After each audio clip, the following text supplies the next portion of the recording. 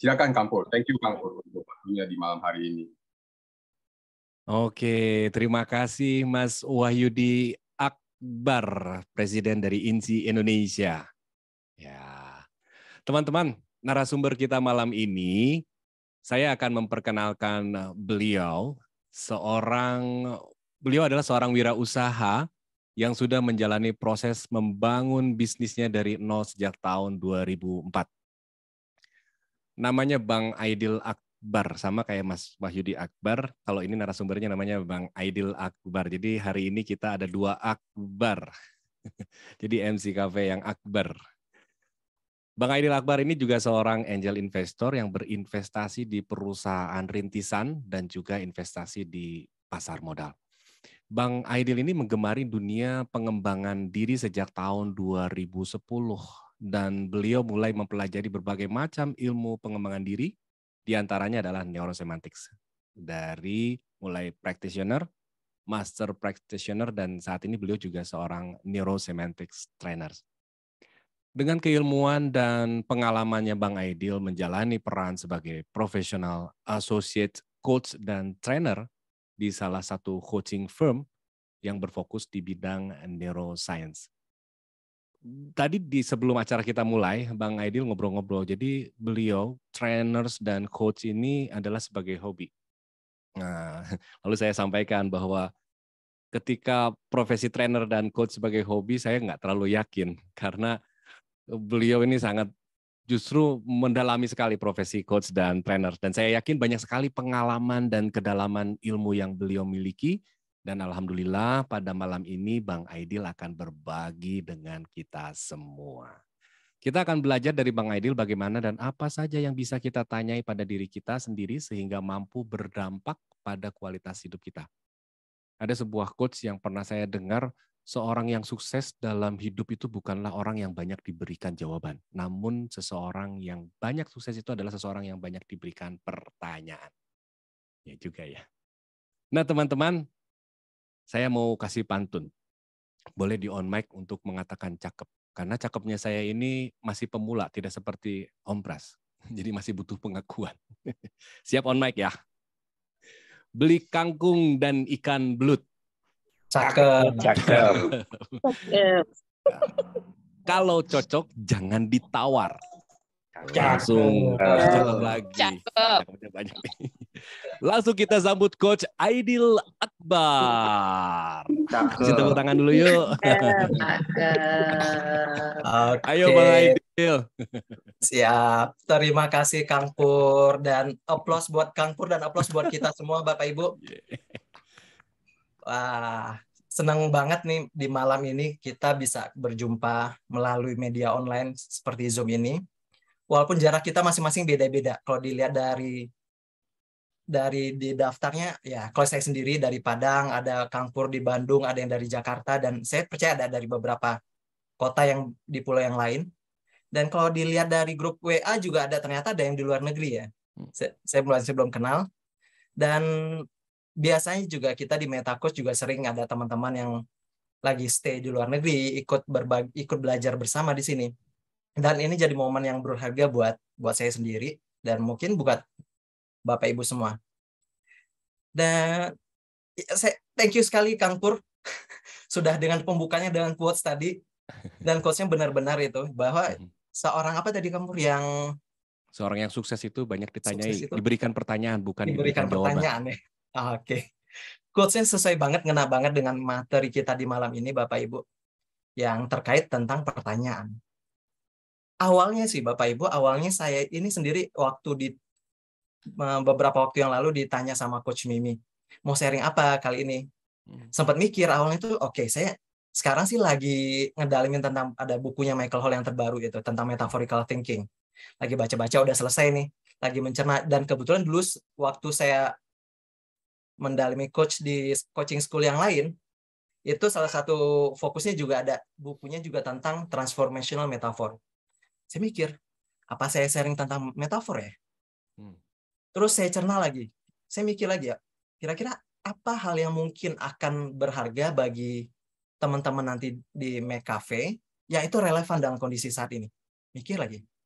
kalau saya ngasihnya tentang thinking metafor, mungkin yang akan ngerti dengan waktu singkat ini ya teman-teman meta coach. Sedangkan biasanya kan peserta macam-macam, beragam, ada yang baru kenal dengan meta coach. Oke deh, saya akan sharing deh sesuatu yang biasa saya pakai sebelumnya dan itu sangat powerful. Biasanya saya pakai di bidang dulu dari awal-awal saya belajar tentang pengembangan diri, saya pakai di hal yang berbeda. Sering waktu saya mulai pakai ke hal yang ini yang akan kita pelajari kali ini. Yaitu apa? Yaitu tentang yang tadi, pertanyaan. Nah, yang jadi menguatkan saya kenapa pakai topik ini? Kalau kita bisa lihat nih Bapak Ibu sadari. Sekarang kan dengan situasi saat ini, atau mungkin Bapak Ibu sendiri juga ngalamin.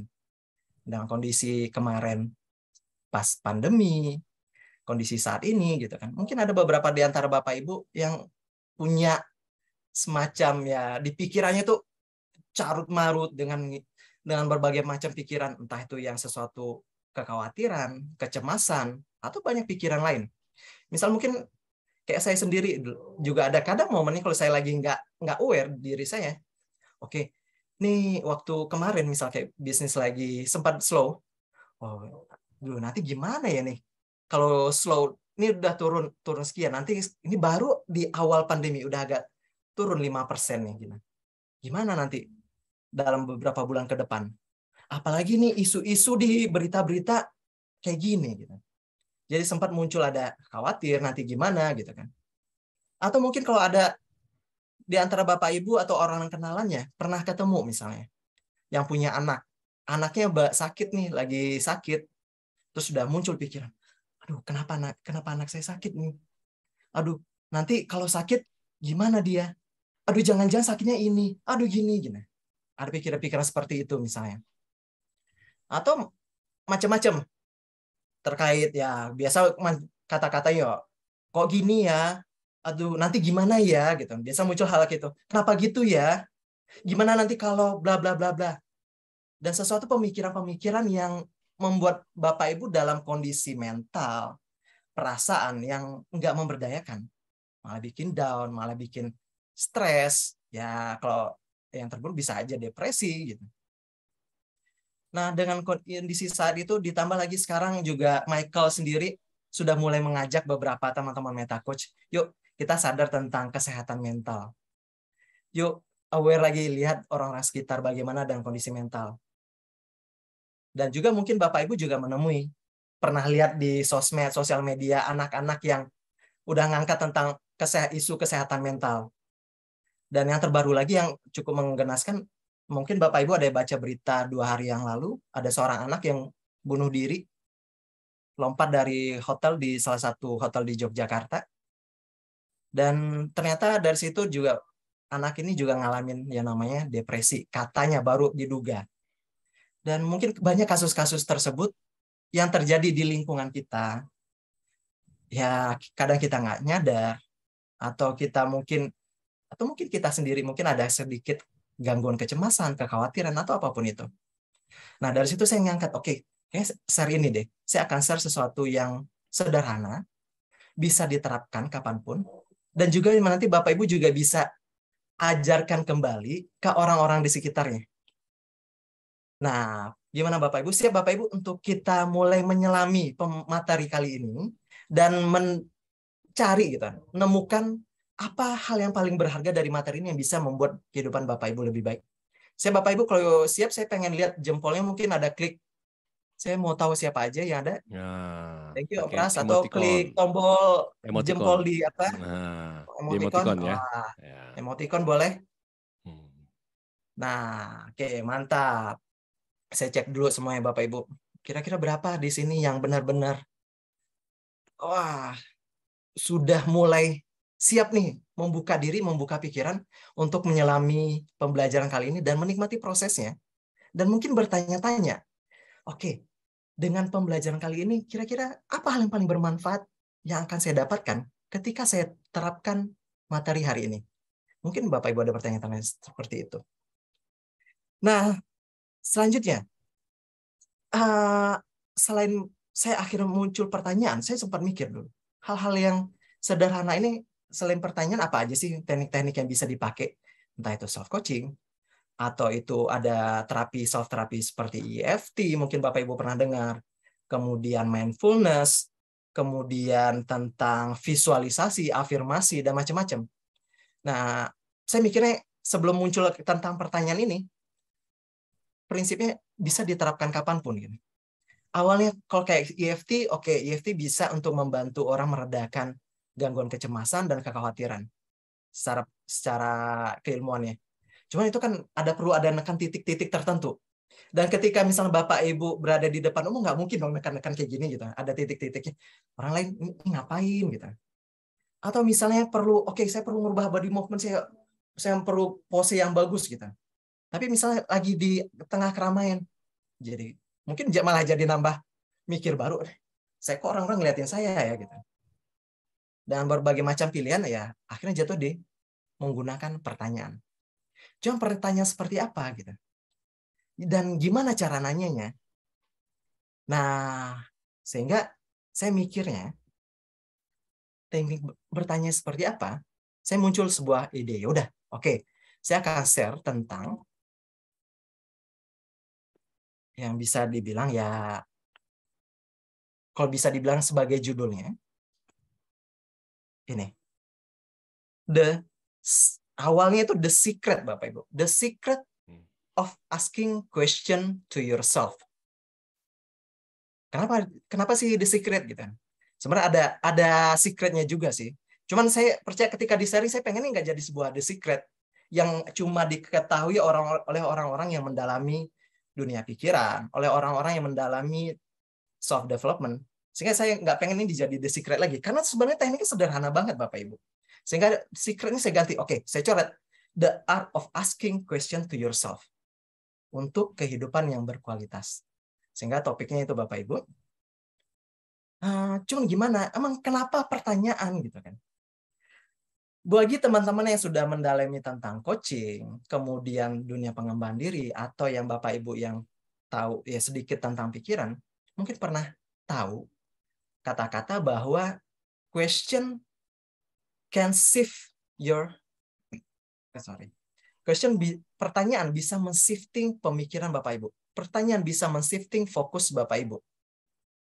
Mungkin di antara Bapak Ibu bisa pernah dengar itu.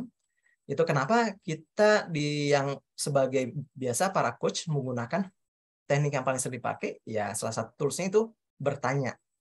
Kenapa dengan bertanya bisa men-shifting apa yang terjadi di pikirannya? Nah, permasalahannya, teknik bertanya seorang coach itu kan butuh waktu untuk mempelajarinya. Dan tidak semua di antara Bapak Ibu ya bisa mempelajarinya saat ini gitu. Maka teknik bertanya seperti apa yang itu sebenarnya bukan coaching, tapi bisa dipakai dan malah bisa mengempower diri Bapak Ibu. Nah, sebelum ke situ, mungkin di antara Bapak Ibu juga bertanya-tanya, kenapa teknik ini bisa works gitu? Atau bagaimana dengan teknik bertanya ini bisa works gitu? Nah, saya mungkin akan sedikit coret-coret Bapak Ibu. Malam ini saya nggak bikin PowerPoint. Jadi saya lebih memilih untuk nyor-nyor sehingga Bapak Ibu bisa sedikit perhatikan apa yang ada di tulisannya mungkin sambil mencerna. Yang kenapa pertanyaan? Tadi satu permasalahannya bahwa terkadang pikiran kita disibukkan dengan pertanyaan-pertanyaan sendiri yang membuat kita berada dalam kondisi mental apa. Biasanya kalau pertanyaan itu sendiri jadi hal yang udah alami juga terjadi di diri Bapak Ibu. Kenapa pertanyaan ya? Karena pertanyaan udah biasa Bapak Ibu terjadi muncul di pikirannya. Seperti tadi Kang Pur juga bilang di awal. Nah, tipe pertanyaan seperti apa itu dulu gitu kan. Biasanya kayak di contoh di awal, kok dia gitu sih gitu kan. Kok saya nggak ngerti ya apa yang dijelaskan misalnya. Atau hal-hal yang malah bikin kondisi dengan kurang memberdayakan. Atau kok anak saya nggak bisa ngertiin saya. Kok dia, misalnya dia kalau seseorang yang mungkin anak-anaknya muda-muda ke pasangannya, kok dia nggak bisa ngertiin aku ya? Kok dia ngomongnya seperti itu ya? Di mana fokusnya pertanyaan mereka yang ada di benaknya fokus ke sesuatu yang tidak diinginkan.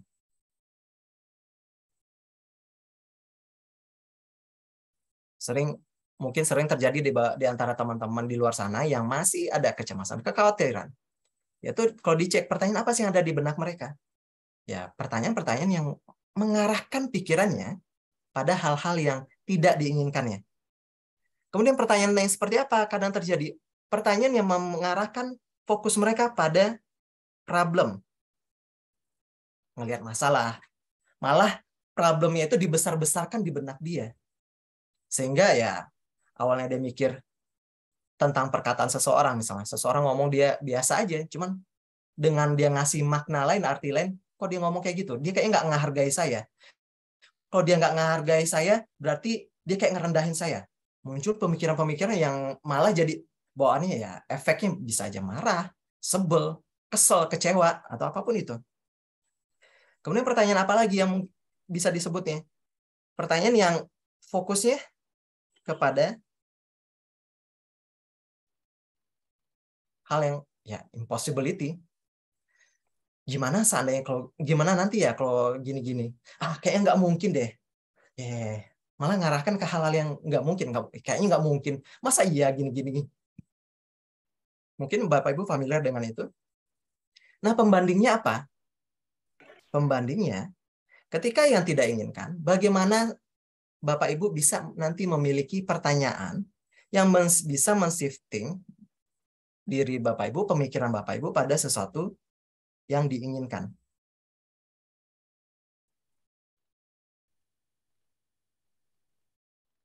Apalagi yang fokusnya mengarahkan fokus Bapak Ibu pada solusi. Selain solusi dari problem, bisa men-shifting dari problem ke solution, ke fokus pada problem, kemudian ini fokus pada solusi. Apalagi kalau dia selain impossibility, pertanyaan yang bisa mengarahkan pemikiran Bapak Ibu pada hal yang possible.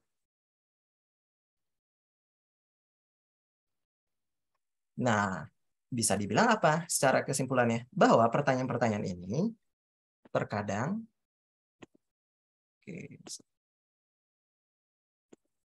yang di sini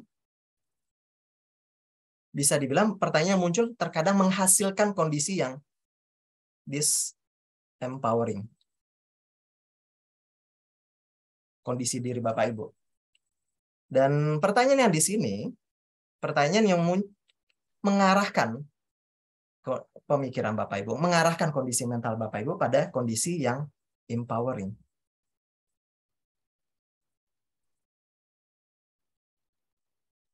Secara dasarnya itu. Pertanyaan yang kayak gimana? Pertanyaan kayak gimana? Nanti, sabar Bapak Ibu. Tapi mungkin sebelum itu ada juga sebagian Bapak Ibu yang bertanya, emang bisa? Kok bisa sih pertanyaan-pertanyaan kayak gini dipakai gitu kan? Terus apa hubungannya sebelum dengan pertanyaan itu? Nah, pertanyaan yang akan kita dalami yaitu pertanyaan yang akan men-shifting frame berpikirnya Bapak Ibu atau frame of mind. Sederhananya mengarahkan mindset, keyakinan, belief, keyakinan yang Bapak Ibu punya pada sesuatu yang relevan dengan apa yang perlu Bapak Ibu lakukan. Nah, kenapa gitu kan? Kenapa perlu belief-nya berubah? Saya mungkin akan sedikit aja nih sekilas tentang bahwa kita cenderung ketika kita ngadapin suatu situasi,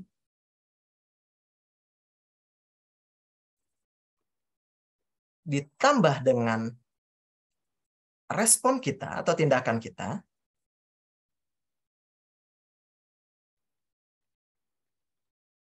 akan memperoleh hasil. Atau kalau paling biasanya, hasil yang kita peroleh dari situasi yang ada ditentukan oleh respon kita dan tindakan kita. Respon atau tindakan kita. Nah, situasi kan kita nggak bisa ngatur. Situasi sesuatu yang terjadi di luar diri kita. Terkadang itu di luar kontrol. Misalnya kondisi seperti pandemi, kondisi kalau yang punya pasangan-pasangan, kondisi di pekerjaan, kondisi misalnya bahkan dalam keluarga gitu, atau macam apapun itu, situasi terkadang itu ya di luar kontrol kita. Sehingga yang bisa kita lakukan apa?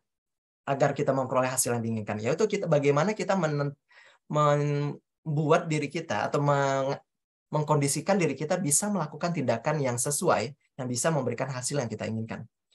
Nah, respon dan tindakan kita itu ditentukan oleh apa?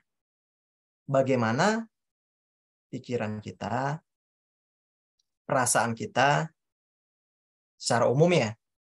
Kemudian ya apa yang sering kita ucapkan, perkataan, kemudian perbuatan kita. Yang mana di baliknya itu adalah adanya frame, atau frame ini ya semacam kerangka berpikir kita, frame of mind. Buat teman-teman yang belum familiar dengan istilah ini, nanti ya bisa ikut kelasnya Bu Mar, Om Pras, dan Evan, dan yang lain ada kelas tentang APG yang khusus mendalami tentang frame of mind.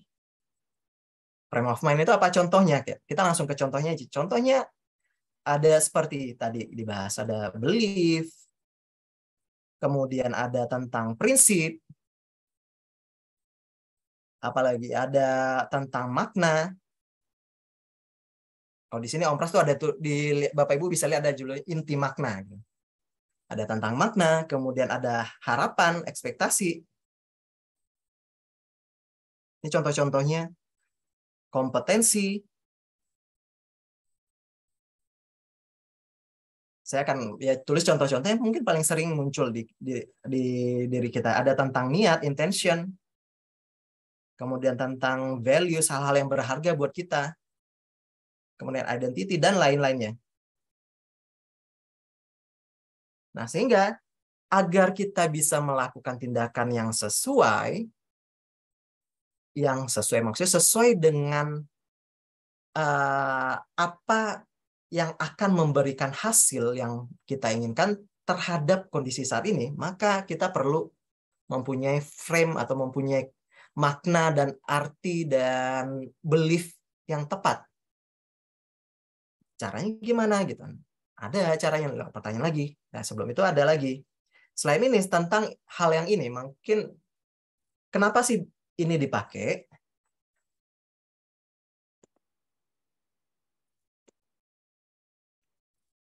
Sorry, Bapak Ibu. Karena dengan adanya frame of mind ini jadi kalau oke. Oops.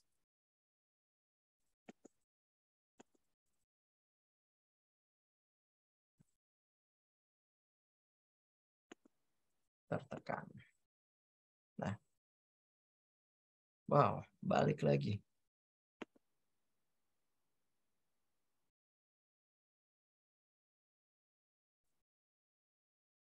Oh, sorry Bapak Ibu, kesalahan teknis. Nah, kalau di sini bisa kita lihat nih, seandainya ada kondisi saat ini dari situasi,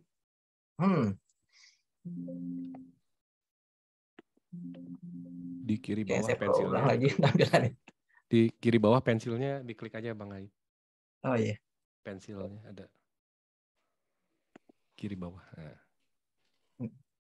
Pensilnya diklik. Nah. Kiri bawah. Oke. Nah. Tekan. Thank you. Ya. Kang Pur. Misalnya kalau secara umpamanya apa kayak gini, misalnya ini ada kondisi yang diinginkan, kondisi saat ini. Dan ini kondisi yang diinginkan. Atau hasil yang diinginkan.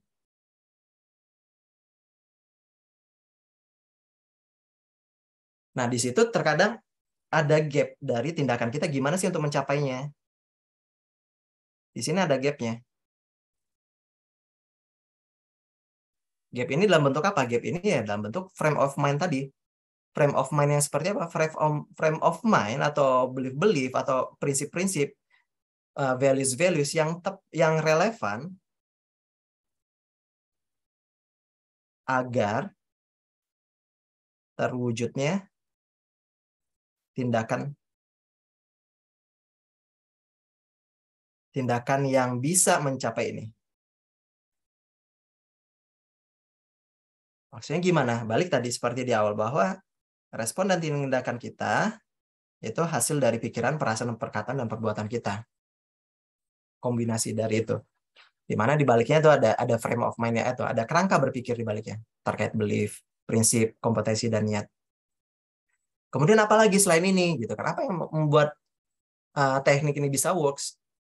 Saya sedikit lagi akan ini lebih ke arah agak teknis. Lebih ke mungkin beberapa di antara di sini ada dokter yang lebih paham tentang ini. Saya paling ngejelasin secara ringkasnya kenapa bagaimana ini bisa bekerja. Saya yang ini salah satu yang saya mengambil dari bukunya Daniel Kahneman yang bisa menjelaskan bagaimana otak bekerja dengan lebih simpel dia menjelaskan, yaitu bukunya ada Thinking Fast and Slow. Di mana di buku ini Daniel Kahneman sendiri menjelaskan bahwa kerja otak itu, sistem kerja otak bisa dibagi atas dua model. Ada dua sistem. Ini kalau ada sistem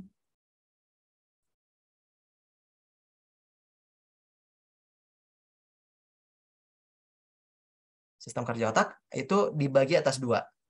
Satu ada yang namanya sistem 1 dan selanjutnya ada sistem 2. Sistem 1 ini kayak gimana sih?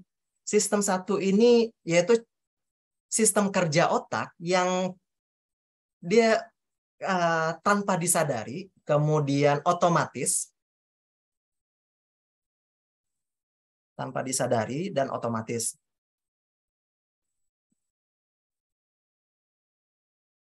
Contohnya kayak gimana? Contohnya, ketika Bapak Ibu, mungkin Bapak Ibu kayak kalau udah terbiasa nyetir, masih mikir lagi nggak nyetir itu gimana? Ini mau narik koplingnya kayak gimana? Ini remnya kapan ngerem? Dan biasa ketika kita sudah terbiasa, otak kita yang bekerja di sistem 1. Berbeda ketika saya baru belajar nyetir, otak saya akan bekerja, sistemnya aktif adalah sistem 2. Sehingga ketika saya belajar nyetir, saya perlu sadar. Saya perlu menyadari dan dilakukan secara sengaja.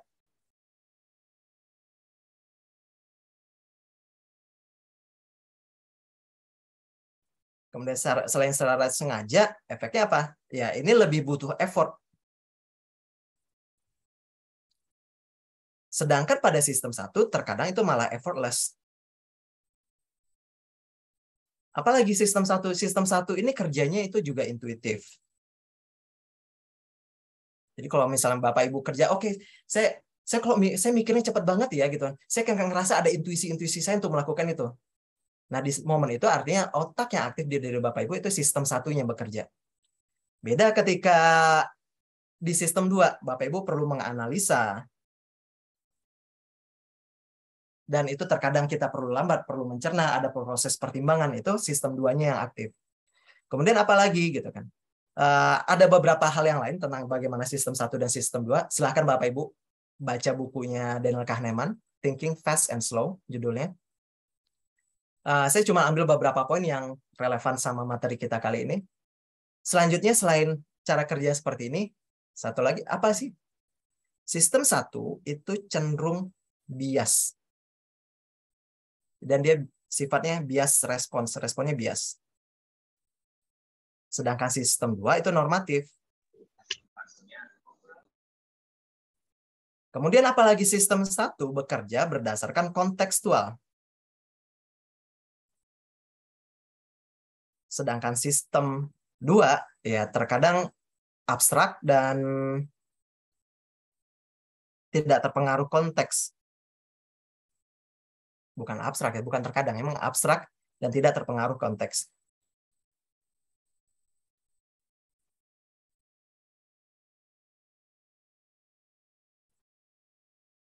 Kemudian apa lagi?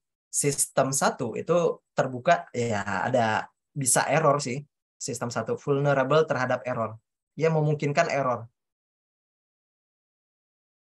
Sistem 2 ya less vulnerable terhadap error.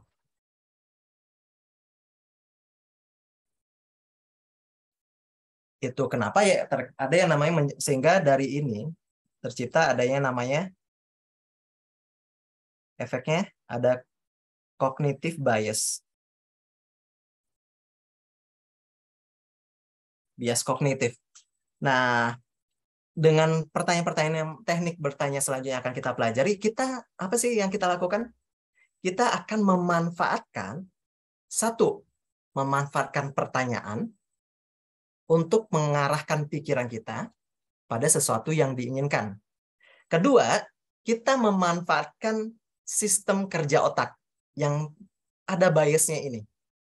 Dan ada sifatnya otomatis, ada yang sifatnya intuitif, ada yang sifatnya analisa, dan butuh effort. Dan kita memanfaatkan ini. Bias apa terutama yang akan dimanfaatkan? Ada attentional bias. Ini lebih ke teori, Bapak Ibu nggak perlu ingat semuanya yang bagian ini. Cukup nanti tekniknya, attention bias. Ada confirmation bias.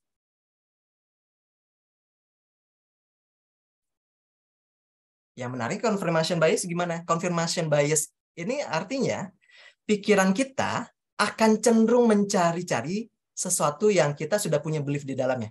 Ya, kita akan cari hal yang diyakini. Misal kalau kayak kasus pas pandemi ya tentang COVID. Ada yang percaya COVID, ada yang nggak percaya COVID. Orang yang percaya COVID akan cari info-info yang seputar yang dia yakini untuk menguatkan apa yang dia yakini. Orang yang nggak percaya juga ya cari-cari, oh COVID ini ada konspirasi di baliknya, oh ada apa gitu. Pada dasar mereka akan fokus sesuatu ya yang mereka yakini. Sehingga dari belief dia sedikit, dia mungkin punya belief entah dari siapa yang ditularkan, dia akan cari konfirmasinya. Yang semakin meyakinkan, semakin menguatkan belief itu. Nah, kita akan memanfaatkan ini. Selanjutnya mungkin, ya gimana? Gitu. Balik lagi. Ubah pertanyaanmu, maka itu akan mengubah fokusmu. Ubah pertanyaanmu yang ada di pikiran, maka akan mengubah pemikiran kita, mengubah perasaan kita, mengubah perkataan-perkataan yang akan muncul, dan juga akan mengubah cara kita bertindak. Efek yang kita inginkan adalah kualitas hidup kita semakin lebih baik lagi. Nah, oke gitu. Cuman ya, gimana nerapin pertanyaannya? Pertanyaan seperti apa?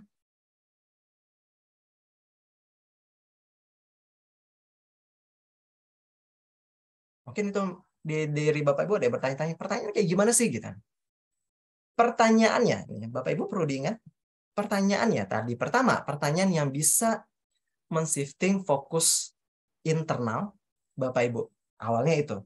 Pertanyaan seperti apa? Adalah pertanyaan-pertanyaan yang mengasumsikan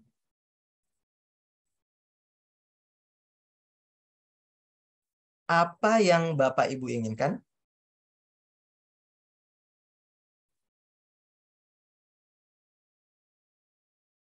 sudah terjadi.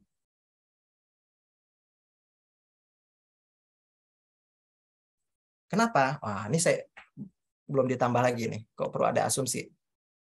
Saya balik lagi ke slide yang tadi. Yang perlu ditambah sedikit di sistem 1 itu memahami sistem 1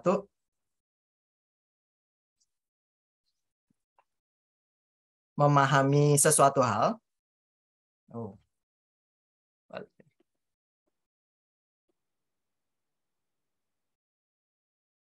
Cara memahaminya dengan menjadikan asumsi, menganggap asumsi itu sebagai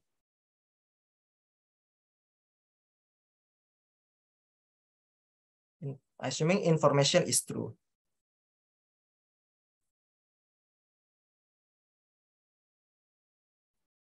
Jadi sistem 1 itu cara memahami sesuatu hal tahap awal apa? Mengasumsikan informasi itu benar. Itu dulu biasanya cara kerja sistem 1. Berbeda dengan sistem 2. Sistem 2 malah asumsi itu jadi starting point.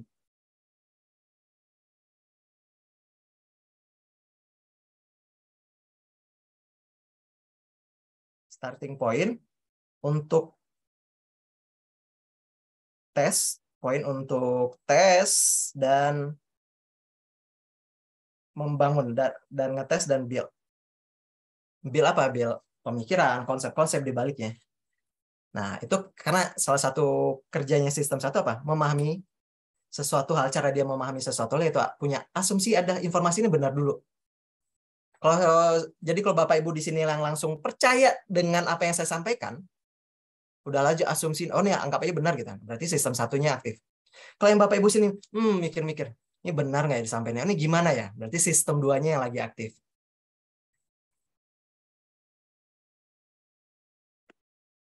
Selanjutnya,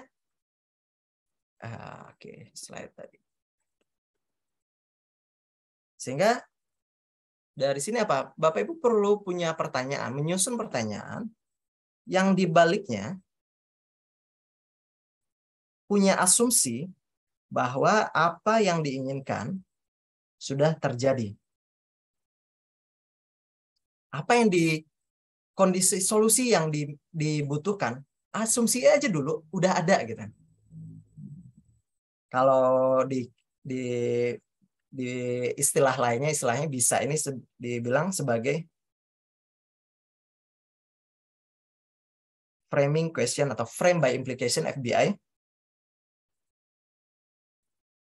atau bisa dibilang priming question. Kita mempriming apa yang kita inginkan. Ini. Yang paling penting di sini ada apa? Ada asumsi apa yang diinginkan sudah terjadi. Contoh pertanyaan kayak gimana gitu. Nah, kita akan langsung selanjutnya. Contohnya,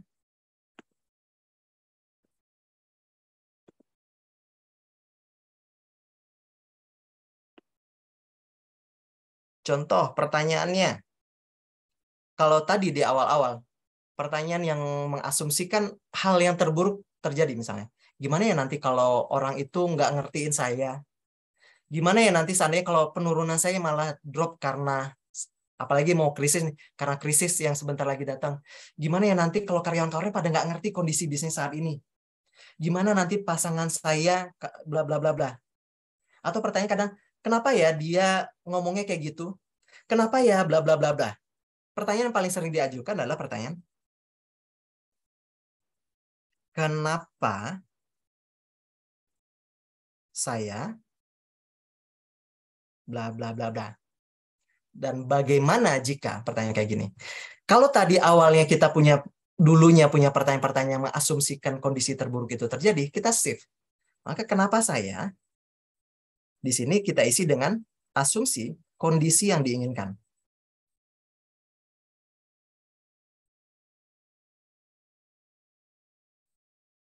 Atau bisa punya belief yang diinginkan, frame yang diinginkan.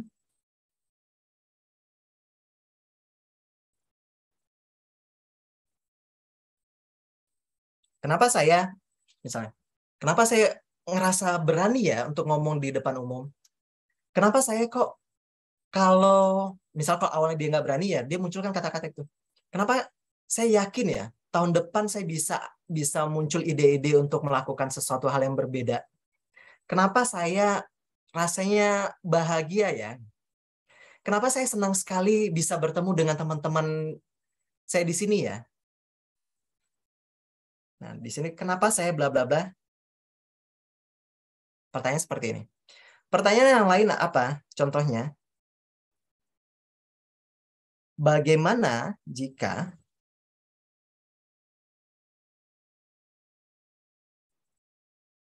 kondisi yang diinginkan atau frame yang diinginkan terjadi? Intinya dua pertanyaan ini. Nanti yang ada pengembangannya. Misalnya, kenapa saya kan biasa kalau terkadang beberapa orang ngomongnya, kok saya ngerasa makin percaya diri ya? Kok saya senang sekali ngelihat anak-anak saya mau belajar? Kok saya senang sekali ya dengan kondisi cuaca saat ini? Kok saya mudah sekali bersyukur walaupun di tengah kemacetan seperti ini? Misalnya kayak gitu. Jadi kok bla bla bla, kondisi yang diinginkan bisa kalau mau ditambah dengan kondisi sebenarnya ditambah walaupun. Apalagi variasinya bisa macam-macam. Gimana ya kalau nanti saya bisa ngerasa lebih percaya diri berbicara dengan orang-orang baru? Gimana ya kalau nanti kalau saya bisa meyakinkan orang agar bisa closing penjualan ini, agar bisa closing produknya? Gimana ya kalau nanti saat saya berbicara, orang bisa mendengarkan apa yang saya sampaikan, bahkan bisa ngerti gitu. Sehingga yang muncul di pikiran kita adalah gambaran mental dan kondisi yang diinginkan. Yang membuat ya mungkin bisa jadi waktu itu Bapak Ibu tanyakan, belum tahu caranya gimana. Tapi paling nggak kondisi mentalnya dulu. Nanti seiring waktu, biarkan bias kognitifnya bekerja, mencari konfirmasi. Kemudian bekerja mencari secara intuisinya, ya akan mencari hal-hal yang dibutuhkan untuk ngisi itu. Nextnya apa? Nextnya mungkin Bapak Ibu bisa temui coach bisa yang di sini untuk proses coaching, untuk bagaimana realisasinya. Kadang yang perlu kita lakukan, kita shifting dulu di diri, baru kita cari solusi. Dan kita bertindak. Variasinya bagaimana lagi? Variasi secara sederhana dua ini Bapak Ibu. Kenapa saya? Bagaimana jika? Kemudian ada juga yang bisa, yaitu bagaimana bisa saya sampai kondisi yang diinginkan? Pertanyaan, gimana bisa ya saya sampai mengejar target bulanan saat ini gitu. Kondisinya, bayangkan kondisi soal saat ini. Gimana bisa ya saya melakukan tindakan-tindakan yang tepat untuk meyakinkan orang? Gimana bisa ya saya melakukan tindakan-tindakan yang cocok untuk tumbuh kembang mental anak saya? Gimana bisa ya saya mengutarakan pendapat saya dengan baik, dengan jelas pada orang ini? Sehingga terjadi apa? Shifting gitu. Variasi bisa macam-macam. Kemudian ya paling nggak ini Bapak Ibu. Kemudian setelah ini kita akan langkah-langkahnya gimana sih sebelum bikin pertanyaan ini? Paling ada beberapa step. Dan pertanyaan ini Bapak Ibu, ya buat mudah Bapak Ibu ingat, bisa dibilang tadi ada framing question. Saya ngasih istilahnya aja Bapak Ibu sebagai quaffirmation. Variasi pertanyaannya. Pertanyaan, kondisi yang diinginkan. Kenapa quaffirmation? Q-nya asal kata dari question. Affirmation-nya apa? Menggunakan pertanyaan ini seperti orang-orang menggunakan afirmasi. Digunakan secara repetisi. Kemudian berkali-kali. Q-nya juga bisa berarti ya quest, pencarian. Jadi dengan pertanyaan juga memprovokasi pikiran, mengevok pikiran untuk ya mencari jawabannya, mencari tindakan-tindakannya, dan diawali dengan men-shifting fokusnya. Pertanyaan ini juga kalau ada rahasia tersendirinya Bapak Ibu. Di beberapa buku, ada beberapa buku, yaitu buku, kalau mau Bapak Ibu baca juga ada buku namanya Affirmation dari Noah St. Jones. Kemudian ada bukunya Affirmation dari David Allen. Ini rahasia ya, mereka rahasia. Mereka bikin pelatihannya juga diam-diam. Nggak banyak Bapak Ibu. Pertanyaan seperti ini mereka gunakan itu untuk teknik manifesting. Mungkin ada yang familiar dengan teknik manifesting. Ya, itu semacam istilahnya law of attraction. Jadi mereka menggunakan pertanyaan-pertanyaan seperti ini untuk membuat orang bisa menciptakan kondisi pikiran untuk menarik sesuatu hal. Itu ya mereka gitu. Tapi kita di sini paling nggak apa? Kita fokusnya untuk ini bisa ngerubah kualitas hidup Bapak Ibu. Padahal ya sebenarnya saya juga praktekin Bapak Ibu untuk manifesting beberapa hal. Ya, kalau mau coba silahkan Bapak Ibu, nanti lakukan aja. Itu rahasia ya Bapak Ibu ya. Nah, selanjutnya apa? Gimana ngerubah kualitas hidup? Langkah-langkahnya gimana? Langkah-langkahnya Bapak Ibu, waktu kita tinggal dikit. Langkah-langkahnya, stepnya sebelum mengajukan pertanyaan-pertanyaan ini. 1, Bapak Ibu perlu sadar. Sadar apa? Saya sadar dulu dengan kondisi saya saat ini. Apa sih yang terjadi di pikiran saya? Apa fokus perhatian ada di pikiran saya? Pada hal yang memberdayakankah atau tidak memberdayakan? Fokus pada solusi kah atau fokus pada permasalahan? Sadar dulu. Sadar terhadap apa yang terjadi di eksternal, di luar diri kita, juga terjadi di internal, di pikiran, di perasaan kita. Tahap awal itu dulu Bapak Ibu sadar. Kemudian setelah sadar, baru selanjutnya tanya dulu, oke, dengan kondisi ini sebenarnya yang saya inginkan apa gitu. Ada beberapa orang mungkin bisa langsung outcome-nya sesuatu yang diinginkan. Outcome ini sesuatu yang diinginkan, Bapak Ibu bisa dibilang ya. Mirip dengan goals. Kalau yang para coach sudah tahu, outcome ini sesuatu yang diinginkan dan itu lebih spesifik yang dituju. Ada beberapa orang bisa sesuatu yang diinginkan itu bisa jauh. Misalnya saya kalau ketemu orang grogi ya gitu. Apalagi ini mikir-mikir, oh saya pengen jadi lebih bisa berbicara dengan lancar. Kadang belum tentu itu. Paling nggak hal yang mulai dari sederhana. Oh paling nggak saya pengen relax deh gitu. Oke, apa gitu. Oke, saya pengen tenang.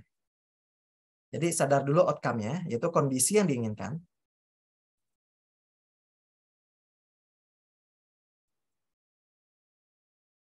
Kemudian apa yang bisa ditambahkan?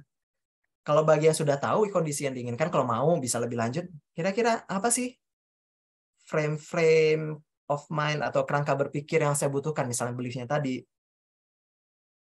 Belief, niat, atau visi, atau apapun itu.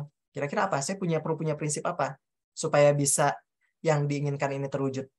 Misalnya, oke, saya pengen percaya diri kalau ngomong gitu. Oke, saya perlu belief apa? Saya perlu belief tentang diri saya. Saya merasa nyaman dengan diri saya. Contohnya, ambil aja ngerasa nyaman dengan diri saya.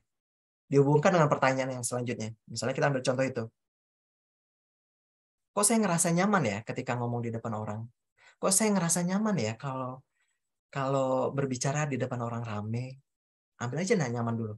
Tanpa langsung loncat, oke, saya pengen percaya diri berbicara, saya bisa menyampaikan sesuatu ide dengan sangat jelas. Misalnya, kami terkadang hal yang sederhana dulu bisa jadi. Di sini apa? Ada proses tanya. Susun pertanyaannya.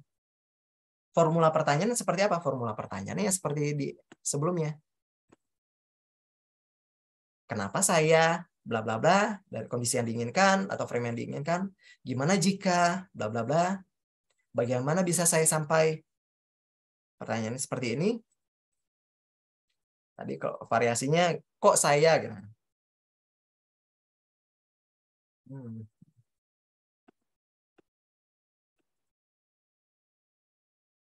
Soal variasi lain, kok saya bla bla bla gini ya misalnya. Gimana kalau gitu. Kalau ini pakai biasa, mungkin bisa milih pertanyaan-pertanyaan yang udah alami terjadi di Bapak Ibu. Gimana kalau? Nah, format pertanyaannya seperti ini. Jadi Bapak Ibu tinggal diisi aja. Oke, saya udah tahu nih yang saya inginkan, maka pertanyaannya ini. Tinggal selanjutnya sudah tahu pertanyaannya. Gimana misalnya? Oh, wow.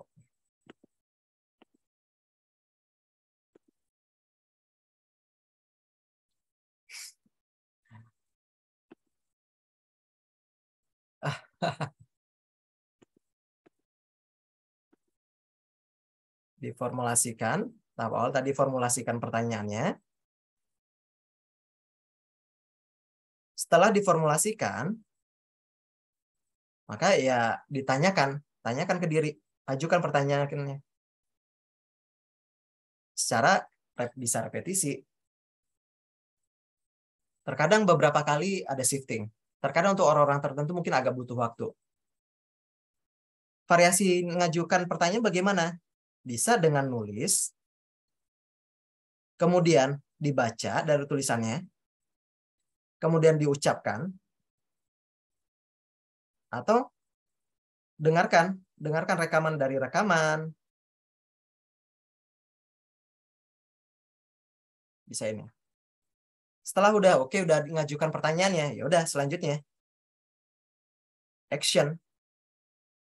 Lakukan tindakan. Tindakannya yang bagaimana? Kalau muncul jawaban sendiri dari pikiran, kayak saya perlu melakukan ini deh. Oke, saya perlu ini deh. Just do it. Nanti terkadang mungkin tahap awal saya nggak tahu tindakannya, makanya saya perlu mempelajari ini. Oke, saya perlu mencari tahu ini. Oke, saya kayaknya perlu nanya ke siapa gitu. Apapun yang muncul dari sistem satunya Bapak Ibu, just do it, lakukan. Nah, setelah ini bagaimana? Udah ada stepnya, ada formatnya. Paling nggak, kalau saya sih awalnya kepikir Bapak Ibu pengen ya,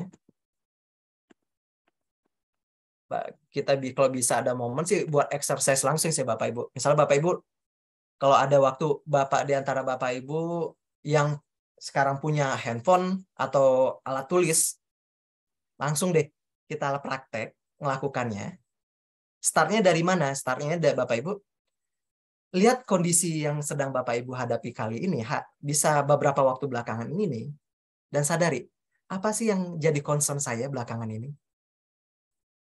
Kemudian setelah itu baru ditanya, saya pengennya apa? Oke, kalau saya masih belum bisa ngelihat jauh dari apa yang saya inginkan yang terbesar dari ini, yang target utamanya, paling nggak hal sederhana yang pengen saya inginkan dengan kondisi saat ini apa sih? Kalau tahu misalnya saya pengen mencapai, kalau di bisnis income tertentu, kalau di sales saya pengen closing dengan orang tertentu, atau yang sederhana saya pengen bisa ngerasa ya pikiran saya tenang deh gitu, saya pengen lebih santai, misalnya sederhana.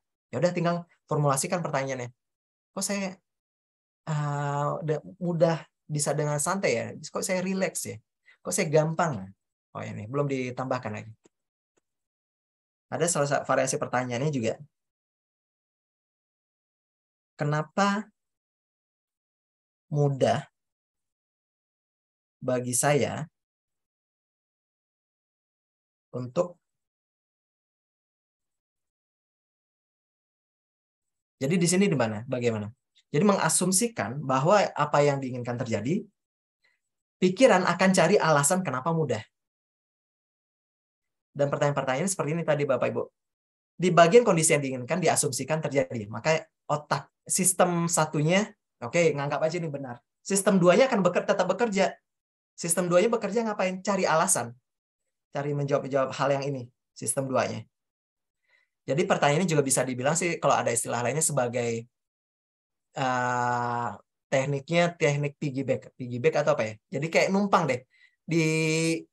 Di shifting sistem 2-nya. Sistem 2-nya. Oke, masukin sistem 1-nya.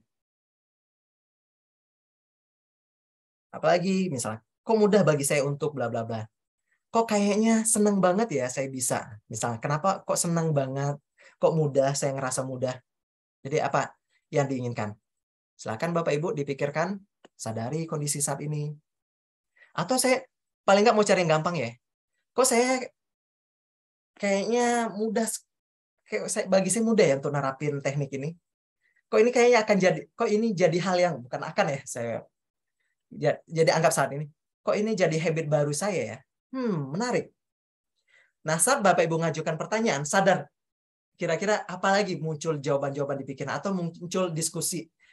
Kalau istilahnya self talk yang baru. Kayaknya menarik ya kalau saya nerapin teknik bertanya seperti ini. Gimana ya seandainya kalau saya mengajukan pertanyaan-pertanyaan yang memberdayakan ini, yang fokus pada solusi. Kayaknya saya akan nerapin ini deh di kehidupan saya.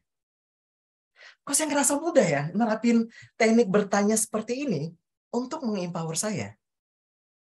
Misalnya ini contoh. Terserah Bapak Ibu bagaimana. Atau kadang mungkin ada beberapa orang kadang nggak tahu yang diinginkan. Oke, outcome saya tahu yang diinginkan. Maka pertanyaannya kayak gini. Kok saya bisa tahu dengan mudah ya apa yang saya inginkan? Kok saya ada ide-ide aja tentang keinginan saya? Oke. Kok mendadak ada aja ya ide-ide atau tujuan yang perlu saya capai. Kok mudah ya bagi saya untuk memikirkan atau fokus pada sesuatu yang saya inginkan? Silakan Bapak Ibu, mungkin apapun itu. Atau yang paling sederhana, kok saya ngerasa senang ya sekarang ya? Kok ada perasaan, saya nggak tahu ini apa, tapi saya bisa ngasih arti ini rasa-rasa bahagia. Kok saya ngerasa bersyukur ya kali ini ya? Kok mudah bagi saya untuk bersyukur ya? Gimana bisa ya saya bersyukur kali ini? Kalau Bapak Ibu yang mute bisa sambil diucapkan sehingga telinga Bapak Ibu dengar ucapannya sendiri. Wah, kayak menarik ya. Bisa seperti ini. Kok bagi saya ini menarik ya? Nah, nanti ketika muncul-muncul ada statement-statement baru, Bapak Ibu tinggal manfaatkan lagi. Maka pertanyaan apa lagi yang akan diajukan untuk semakin mengasumsikan, memunculkan asumsi yang menguatkan yang sebelumnya. Oke, mungkin saya ngasih waktu 5 menit aja untuk latihan ini. Mungkin beberapa ada yang, oke, saya bingung mau nanya apa ya. Ya udah tinggal ajukan. Kok saya jadi ada aja ide pertanyaan-pertanyaan yang cocok bagi diri saya. Kok muncul pertanyaan-pertanyaan yang kayaknya sebelum saya nggak kepikiran. Yang membuat saya lebih berdaya. Kok saya mudah yang ngerti materi ini? Kok materi ini kayaknya gampang untuk saya terapkan kapanpun dan dimanapun? Oke. Saya malah kepikiran, saya malah merasa materi ini akan dengan mudah saya ajarkan ke orang-orang terdekat saya. Gimana bisa ya saya sampai bisa ngajarin materi ini dengan mudah ke orang terdekat? Tanpa ngejelasin teori-teori di belakangnya, saya cukup udah ngajarin aja mereka bertanyanya kayak gini loh. Menarik ya? Saya bisa ngajarin hal yang sederhana ini ke orang-orang terdekat saya. Dan saya bisa memperhatikan bagaimana respon mereka, perubahan di diri mereka setelah habit ini terbangun, habit bertanya ini terbangun.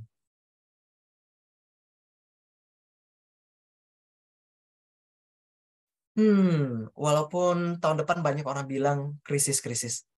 Tapi kok saya ngerasa optimis ya dengan kondisi sekarang. Saya kok ngerasa saya ada ide-ide yang tepat untuk ngadapin situasi ke depan. Misalnya bisa kayak gitu. Kok saya jadi punya strategi-strategi yang tepat ya untuk ngadapin situasi yang akan datang. Walaupun strateginya belum ada, Bapak Ibu. Targetnya apa? Munculkan asumsi yang dianggap benar oleh sistem 1 dulu. Dan di bypass dengan sistem 2 dengan kita ngajukan pertanyaan lain. Seolah-olah kayak ngajukan kayak tadi contoh. Kenapa saya ngerasa mudah untuk menemukan solusi terhadap permasalahan penjualan? Kenapa saya mudah? Pikiran sistem 2 akan mikir kenapa mudahnya? Cari alasan. Sistem 1-nya udah asumsinya mudah kok untuk meningkatkan penjualan. Oke, kenapa saya kok punya strategi-strategi yang tepat ya untuk empower tim saya? Sistem 2-nya akan cari alasan kenapa ya gitu. Sistem 2-nya udah asumsiin aja. Tim saya punya strategi untuk mengimpor tim yang tepat. Oke, Bapak Ibu. Berhubung waktu sudah habis, mungkin itu aja. Nah, selanjutnya saya akan ditambahkan. Saya juga penasaran, selanjutnya mungkin akan dilanjut Kang Pur ke sesi tanya jawab untuk lebih tepatnya. Dan salah satu hal yang paling sering kita bahas, quotes di neurosemantics, ini bisa dianggap quotes, tapi di kita namanya ini presupposition, asumsi dasar bagi kita seorang neurosemantics, yaitu energy flows where attention goes, as directed by intention. Energi kita mengalir kemana perhatian kita tertuju. Dan perhatian kita sendiri itu diarahkan oleh intensi kita. Dan intensi kita, gimana cara nyarain intensi kita? Ya udah, tanya. Itu aja Bapak Ibu. Nah, selanjutnya sebelum sesi Kang Pur, saya penasaran. Saya nggak tahu apa yang pemikiran-pemikiran apa yang akan muncul di benak Bapak Ibu. Dan saya juga nggak tahu nanti Bapak Ibu saat menerapkan teknik ini dalam kehidupan sehari-hari, apakah akan ngajarin dulu baru nerapin ini sampai selesai selama jadi habit, atau oke, saya bisa deh, saya terapin aja sambil saya juga ngajarin ke orang terdekat saya sampaikan, saya share juga teknik ini, sehingga yuk kita bisa bareng-bareng. Dan apapun itu, saya nggak tahu apa yang terjadi di diri Bapak Ibu. Apapun pemikirannya, semoga itu semakin memberdayakan diri Bapak Ibu. Oke, itu aja dari saya. Balik ke Kang Pur, silakan Kang Pur. Thank you, Coach Aidil Akbar. Kasih tepuk tangan dulu secara virtual, emoticon maupun di unmute. Kok saya jadi nggak lapar ya? Kok saya kenapa nggak jadi pengen Indomie ya? Ini saya mengambil pasti ya Bang Aidil. Lihat Wah, baju jadi pengen ompras Indomie nanti.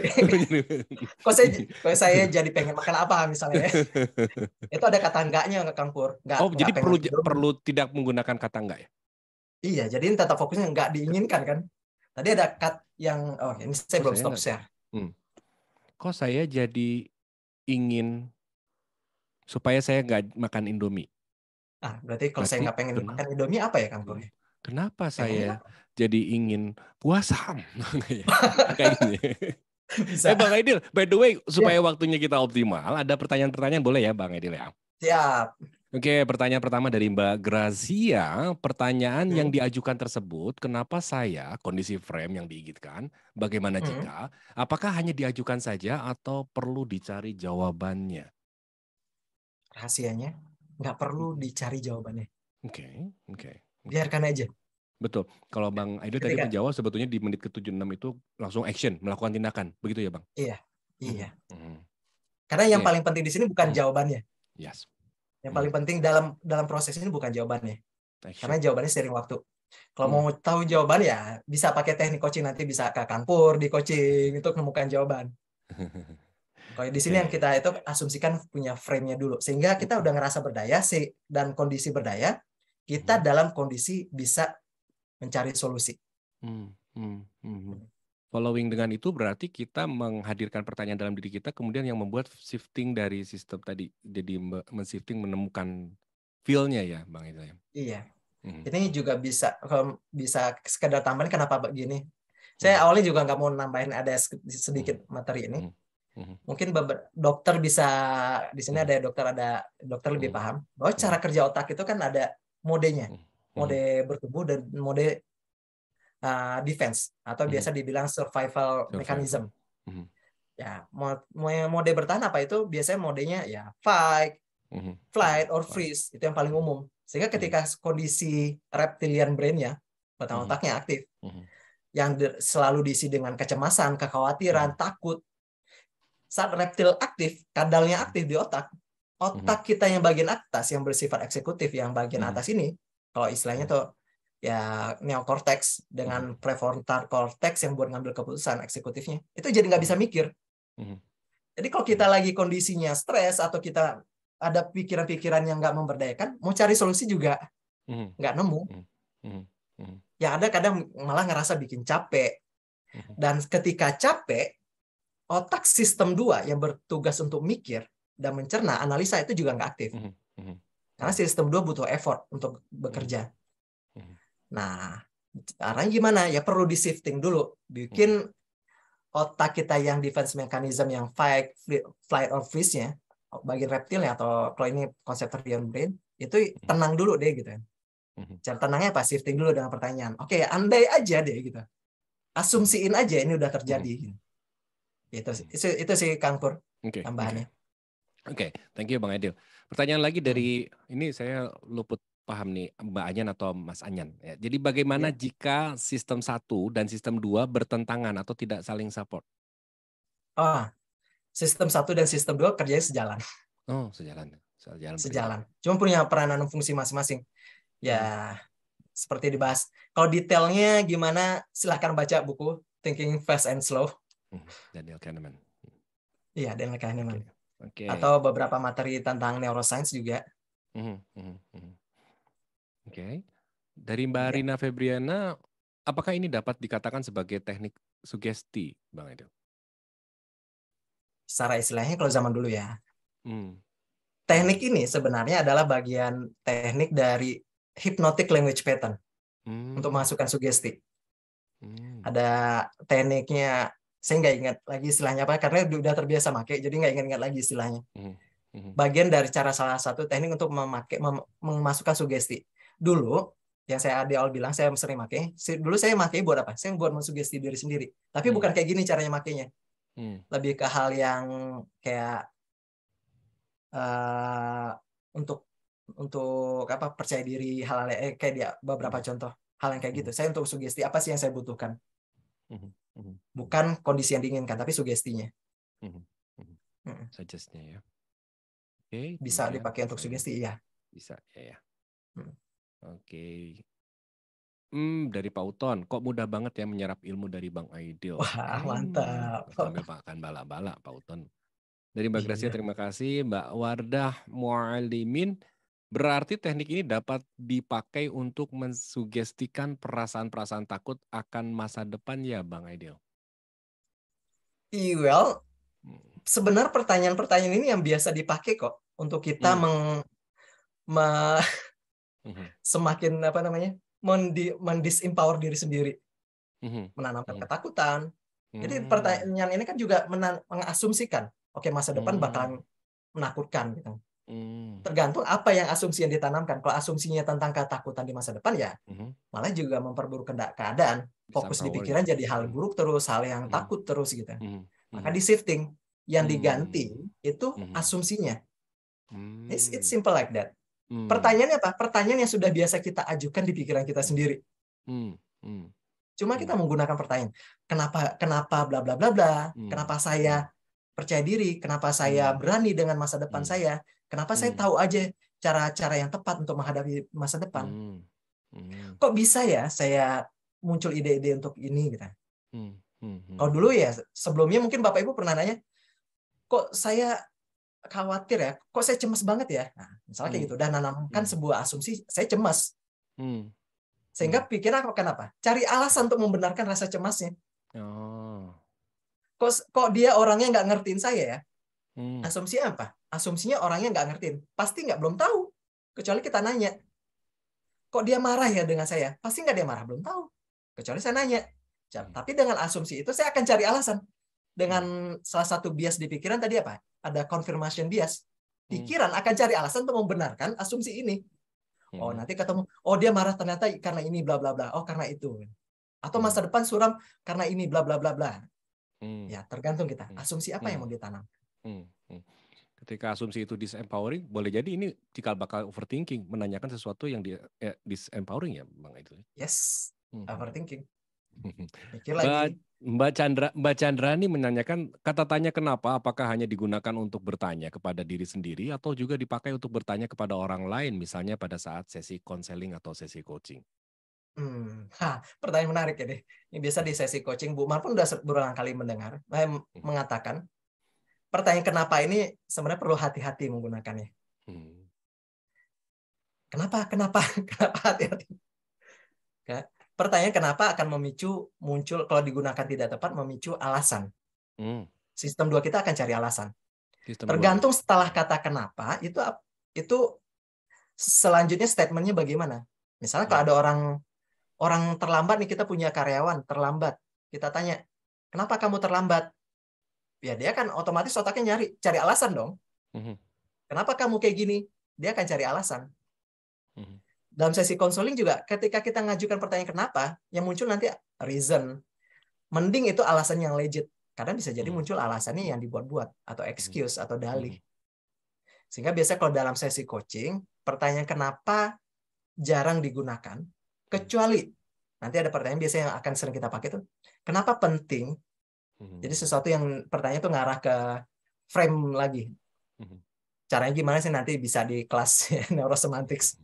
Kenapa penting, misalnya contoh, kenapa penting bagi saya untuk mencapai target ini? Kenapa penting bagi saya untuk ngerasa happy misalnya? Kenapa penting bagi saya, happy bukan sesuatu yang apa ya? Kenapa untuk ngerasa senang dengan kondisi ini? Kenapa penting bagi saya untuk belajar? Kenapa penting bagi saya untuk menerapkan ilmu ini? Itu akan kita pertanyaan nyari values. Tapi kalau nanya kenapa kayak gini, kenapa gitu ya, alasan.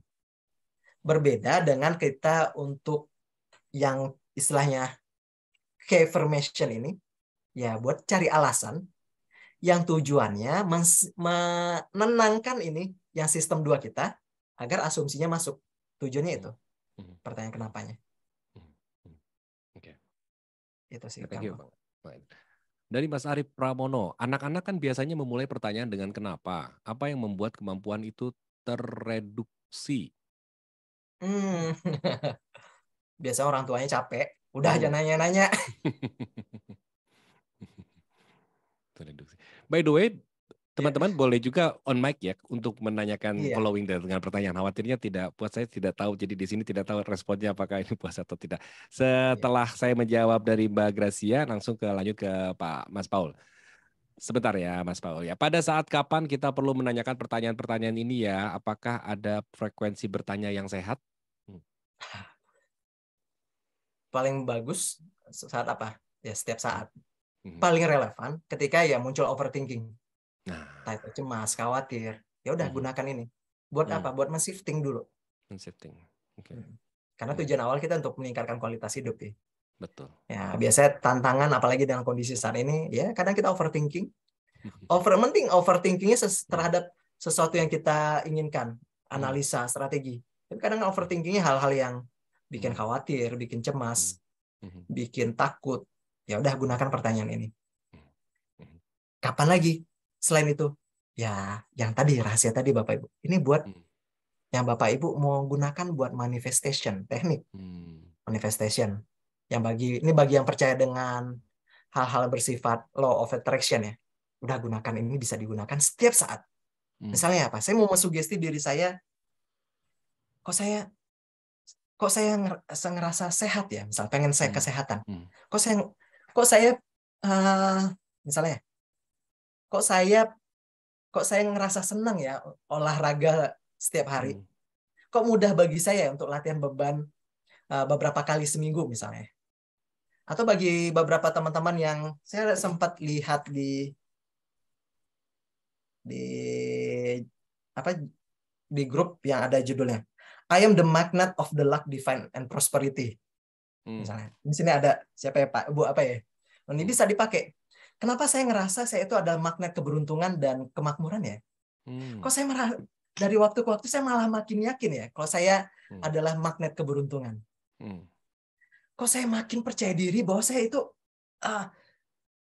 penuh keberkahan dari Tuhan untuk kemakmuran saya. Kok saya ngerasa saya bisa ngerasakan keberkahan Tuhan mengalir ke dalam diri saya ya? Bisa kayak gitu. Gimana Bu Chandra nih? Bisa variasi seperti itu. Tapi ini rahasia ya. Gunakan aja. Itu juga bisa. Oke, thank you Bang Aidil. Mas Paul boleh tadi raise hand. Oke, terima kasih Pak Purnama, Coach Aidil, sangat menarik topiknya, dan ini pertama kali saya gabung, jadi saya nggak menyesal ikut bergabung, dan mudah-mudahan bisa ada kesempatan yang akan datang saya juga bergabung. Struggle saya sebutkan aja, ini ke arah negatif jadinya disebutkan struggle. Tapi sebetulnya pertanyaan adalah apakah suggestive atau positive affirmative question ini tidak berpotensi menghilangkan critical thinking kita untuk siap dengan resiko tentunya dari sisi negatif gitu kan ya, resiko-resiko ini, karena kita sudah dijejalin dengan positif. Nah tadi di step-stepnya malah dikatakan stepnya pertama adalah sadar eksternal internal dulu kan, kemudian yang kedua adalah tahu outcome-nya, berarti pikiran kita sudah diajak untuk menganalisa dulu gitu, baru disuruh bertanya, baru kemudian di actions. Jadi pertanyaan saya itu adalah satu adalah apakah ini akan take us away from critical thinking untuk mengantisipasi consequences. Yang kedua, kalau seandainya kita sudah melakukan afirmatif step 1 dan step 2, why do we need step 3 untuk mengantar kita ke step 4 gitu. Tapi saya kayaknya Coach Aidil sudah menjawab, itu manifestasi sebetulnya. Itu it's up to every individual Bisa aja orang nggak usah pakai step 3, langsung aja action, pasti hasilnya positif gitu. Jadi mungkin yang pertanyaan saya yang satu aja, Coach Aidil. Makasih. Sip, thank Great, you. great. Ya, silakan. Ya, langsung Kang Pur. Langsung jawab. Wah, ini pertanyaan menarik nih, Pak Paul. Udah balik sistem kerja otak kita kan ada 2 tadi, ada sistem 1, sistem 2. Critical thinking dan analitik itu di sistem 2. Sistem 1 dan sistem 2 itu sejalan. Nah, pertanyaan gimana kalau dipakai ini pertanyaan terus, apa nggak ngabain nanti yang kritisnya, faktor kritis kita, misal dalam mengambil keputusan atau dalam melihat sesuatu. Tujuannya bukan itu, Bapak Ibu. Kita pertanyaan ini digunakan ketika kondisinya, oke, misalnya Bapak Ibu nih sudah punya rencana, punya tujuan, atau punya goals. Ini dipakai kapan? Oke, saya udah analisa, saya udah punya strategi, hanya saja muncul apa? Muncul pertanyaan, kayaknya informasi masih kurang cukup deh. Ya nanti gimana ya kalau seandainya saya waktu mengeksekusi ada yang kurang? Gimana? Gimana nanti gimana? Atau kok rasanya ini kurang tepat ya? Kok masih rasa ini ya? Padahal awalnya Bapak Ibu udah yakin, oh ini udah sesuai, saya sudah susun, mau bikin plan A, plan B, plan C. Cuma di belakang masih ada berusaha mengkritik apa yang sudah dibuat, berusaha ini. Emang ada intensi positifnya dari pemikiran tersebut apa? Buat kita waspada, hati-hati. Tahap awal apa? Ya udah isi dulu. Sebisanya pemenuhan dari niat baik ini. Oke, saya dengan faktor kritis ini tujuannya supaya ini nih. Jadi ada intensi positifnya. Cuma udah kok saya udah melakukan dan semuanya sudah saya lakukan, sudah sesuai dengan standar saya. Cuma masih ada pertanyaan ini. Yang terkadang pertanyaan membuat apa, Bapak Ibu? Analisis paralisis. Terlalu analisa, terlalu mengkritisi diri sendiri, ya nggak gerak-gerak. Oke, saya udah saatnya gerak. Yaudah, saya langsung saja shift dari kondisi ini. Dan saya bayangkan apa yang saya inginkan, apa yang jadi target saya, itu sudah terwujud. Karena saya sudah tahu apa yang mau saya lakukan. Tadi kayak Pak Paul kan, oke, saya udah tahu kok yang mau saya lakukan. Saya udah punya, saya udah analisa, saya udah kritis. Mengkritisi sendiri. Dan ada berapa proses dilakukan di situ. Yaudah, take action aja. Take actionnya gimana? Dengan frame tadi di pikiran. Bahwa saya punya keyakinan, ini berhasil. Saya punya belief, saya punya prinsip, saya sudah melakukan dan benar. Ya udah, itu yang di sana. Jadi menenangkan sistem, bukan menenangkan reptilian brain-nya, Pak. Defense mechanism kita supaya kita waktu ngerjain tindakan nggak pikirannya mau ngelawan aja, fight aja, atau mau kabur atau freeze gitu. Paling nggak itu sih, Pak Paul. Terima kasih. Oke, sama-sama Pak Paul. Alhamdulillah. Bang Aidil di chat sebetulnya tidak ada pertanyaan, hanya dari Pak Hendy ini statement menambahkan mungkin. Tapi menggunakan kenapa paling banyak dilakukan pada saat bertanya. Lalu kata apa yang paling efektif dari kenapa agar sistem 2 berlaku dan mengurangi sistem 1 yang menjawab or jadi alasan sebagai jawaban. Kenapa agar sistem 2 berlaku dan mengurangi? Mengurangi sistem 1 yang menjawab or jadi alasan sebagai jawaban. Sebenarnya kalau dari segi, kalau Bapak Ibu yang pernah belajar namanya linguistic pattern ini, kita nggak ngurangin. Pertanyaan kenapa ini cuma kita untuk memenuhi keinginan sistem 2 untuk mikir. Sistem 2 untuk menganalisa, mengkritisi, mencari jawaban. Jadi tanya kenapa. Jadi sistem 2 kita fokuskan dia untuk cari alasan dengan pertanyaan kenapa. Sistem 1-nya akan masuk asumsinya. Kenapa? Tadi di tengah kita udah materi bahwa sistem 1 bekerjanya dia dalam memahami sesuatu hal, mengasumsikan bahwa suatu informasi itu benar. Kalau sistem 2, kalau sistem 2 bekerjanya untuk memahami sesuatu, menjadikan asumsi itu sebagai starting point untuk mikir. Kalau kita langsung afirmasi nih, misalnya, saya afirmasi, nggak pakai pertanyaan kenapa ini. Saya mengafirmasi, oke, saya yakin saya akan mencapai target ini. Di belakang muncul pikiran, benar. Sistem 2 kita nanya, saya percaya diri bahwa saya bisa mencapai goals-nya.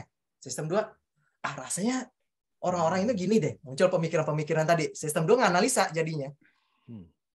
Habis itu saya adalah magnet uang yang luar biasa. Saya magnet keberuntungan. Sistem 2, perasaan 2 hari yang lalu nggak gitu deh gitu. Kalau 2 hari lalu kita kejadian ini deh. Sistem 2-nya kayak gitu jadinya. Nah, sehingga apa? Dengan pertanyaan kenapa, sistem 2 disibukkan dulu cari alasan. Kenapa saya magnet uang yang saya magnet keberuntungan? Sistem 2 nyari dulu kenapa? Cari-cari alasan.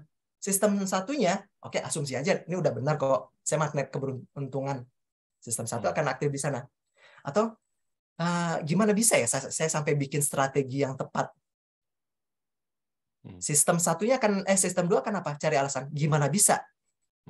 Cari-cari alasan gimana bisa ya? Oke, saya akan cari jawaban untuk pemenuhan gimana bisanya. Sistem 1-nya apa? Asumsikan yang saya ada punya strategi yang tepat. Sehingga otaknya lebih tenang. Baru nanti mikir next-nya. Itu sih. Mungkin Pak Hendy. Mas Hendy ya. Oke, di chat terima kasih Bang Aidil. Di chat belum ada pertanyaan dan memang sudah tidak. Oh, dari Mas Hendy terjawab. Keren coach katanya. Oh, keren. Emang keren Bang Aidil. Bang Aidil. Yep. Closing dong. Kita sudah jam 20.58. Boleh jadi 2 menit ini dioptimalkan oleh Bang Aidil untuk memberikan closing apa yang ingin disampaikan kepada teman-teman. Closing-nya seperti di awal. Yang saya pengen ya misalnya ini keinginan niatnya. Teknik ini itu digunakan jadi habit buat Bapak Ibu. Kemudian diajarkan untuk orang-orang terdekat. Gimana kita yuk orang-orang terdekat kita juga punya pikiran ya shifting tuh. Fokusnya pada solusi, fokusnya pada kondisi yang diinginkan. Fokus pada kondisi yang diinginkan bukan berarti kita mengabaikan cara untuk mendapatkan atau menuju kondisi yang diinginkan. Cuma dengan kita berada di pikiran yang lebih empowering, otak bagian kita yang defense mechanism kita tenang, ide-ide kita bisa lebih lancar untuk mencari ide-ide, kita bisa lebih mudah untuk memikir lebih luas lagi, mengaktifkan sistem 2 kita dengan lebih tepat. Sehingga yaudah, yuk kita praktekkan ini dan ajarkan. Nah, pertanyaannya gimana? Ya, saya pengen tanya lagi. Ya tadi, saya berharap malah dalam 1 bulan, 2 bulan ke depan. Mungkin ada ya, saya kebayangnya ya. Ini ngarep ya, saya ngarep ya. Mungkin bisa jadi terwujud. Saya ngarapnya dalam 1 bulan atau 2 bulan ke depan ada yang ngasih yang udah praktek ngechat nih, tiba-tiba ngechat saya bisa lewat Instagram atau di grup. Wah, thank you ya. Ini sedang saya sudah melatih teknik bertanya ini, saya ngerasa bla bla, saya mendapatkan sesuatu bla bla atau apapun itu. Saya penasaran.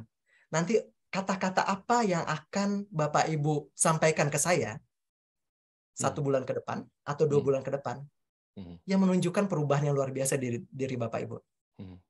Dan saya juga penasaran Bapak Ibu bagaimana akan menerapkan teknik ini dalam kehidupan keseharian Bapak Ibu. Apakah akan menerapkan setiap saat sesuai pertanyaan Pak Paul, atau akan menerapkan dalam kondisi-kondisi tertentu ketika sadar, oh saya overthinking nih, oh saya khawatir nih, oh saya cemas nih, atau apapun itu yang lebih mengempower Bapak Ibu. Saya penasaran, saya nggak tahu gimana nanti jawabannya. Mungkin nanti 1 bulan atau 2 bulan ke depan saya ngebayangin ada yang ngasih tahu mungkin. Itu sih Kang Pur. Dan apapun itu ya statementnya ilmu perlu diamalkan. Yes, itu Kang Pur. Setuju Bang Aidil. Yeay, tepuk tangan untuk Bang Aidil semuanya teman-teman. Terima kasih Bang Aidil, serinya sangat bermanfaat sekali. Sampai saya bikin, kenapa ya kok saya bisa mengendalikan DM-DM di Instagram saya. Nah itu saya afirmasi, tidak ada kata tidak. So, Bapak Ibu, teman-teman semua kita ingat jadi step-stepnya tadi yang saya catat sih ada yang so tahu namanya Bang Aidil. So tahu itu S-nya sadar, O-nya adalah outcome, T-nya adalah tanya, A-nya adalah action, dan U-nya itu keren Bang Aidil materinya nambah-nambahin ya. Bapak Ibu, demikianlah sharing kita MC Cafe kita pada malam ini. Sebelum kita bubar, kita mau foto bareng. Kalau boleh di on kamera sambil tersenyum, kita akan foto bareng. Boleh ya, silakan sambil nunggu teman-temannya untuk, ternyata ternyata sudah siap dengan kamera. Tadi mengikuti Bang Aidil itu dengan fokus rupanya ya. Kita sambil didengerin dengan oleh lagu True dari Spandau Ballet. Gayanya gimana Bapak Ibu teman-teman semua? Bang Aidil mau gaya kayak gimana Bang Aidil? Bebas ya, kayak tanya kayak gini. Kayak gini. Tanya. Boleh ya? Tangan kanan atau tangan kirinya bebas terserah. Kayak gini. Ya, Bapak Ibu jangan chat dulu ya, biar nggak muncul ini iklan. Oke, silakan. 1, 2, 3. Cekrek. Alamat kedua. Cekrek. Thank you semuanya. Saya Purnama Priyatna mengucapkan terima kasih. Mohon maaf atas kesalahan-kesalahan bila ada kesalahan. Assalamualaikum warahmatullahi wabarakatuh. Salam sehat buat kasih Bapak Ibu. Thank you semuanya. Silakan ya. Bapak Ibu. Terima kasih anggota MCF untuk isi absensi sebelum leave. Thank you Bang Aidil. Thank you Bang Aidil. Thank you Kang Pur. Thank you Bu Mimi. Ya, sama-sama. Terima kasih Bang Aidil, Kang Pur, Didi, Umar. Izin lift ya. Yo, saya juga Thank you mau Kang lift Pur. deh. Yo, thank you. Thank you Bang Aidil, Kang Pur. Yo, Umar. Iya, bye. Saya tutup ya. Ya, Terima kasih bye. semuanya. Bye. Bye.